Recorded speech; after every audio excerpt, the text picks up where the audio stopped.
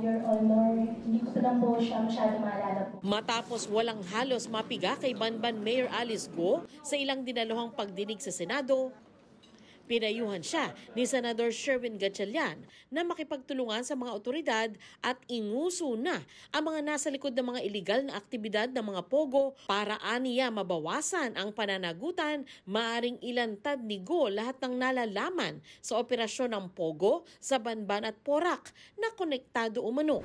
Hinimok din si Go na magsalita ni House Committee on Dangerous Drugs Chairperson Representative Ace Barbers, pero wala daw dapat kapalit ang pagsasabi nito ng totoo. Kung talagang siya ay isang Pilipinong nagmamahal sa kanyang bansa at dapat tumulong siya sa ating gobyerno. Nanawagan si Barbers ng total ban, legal man o illegal. Dapat din anyang pangalanan ng PAGCOR ang dating cabinet official na pumapadrino umano para sa mga pogo para mapanagot ito. Ipapatawag natin yun.